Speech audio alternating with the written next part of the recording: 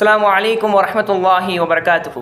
அன்பிற்கின் இஸ்லாமிய உறவுகளே, சில பேர் நோயாளியை நலம் விசாரிக்க போகிறேங்கிற பேரில் என்ன பண்ணுறாங்க அப்படின்னா, அங்கே போயிட்டு நோயாளியை நலம் விசாரிக்கிறாங்க.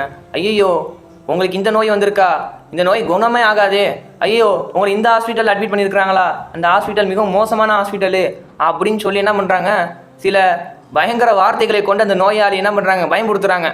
ஆனால் இது இஸ்லாமிய மார்க்கம் சொல்லியிருக்குதா? கிடையாது.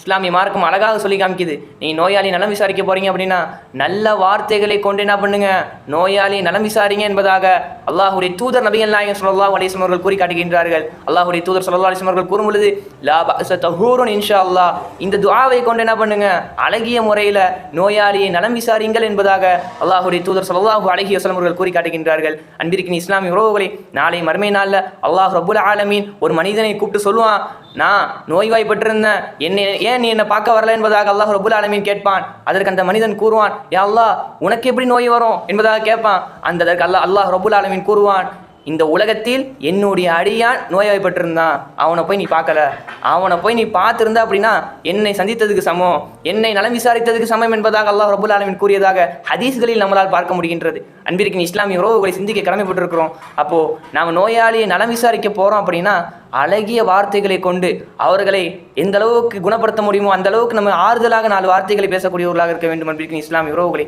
ஆகையால் எதை கேட்டோமோ அதை நம்முடைய வாழ்வில் செயல்படுத்தக்கூடிய பாக்கியத்தை உலக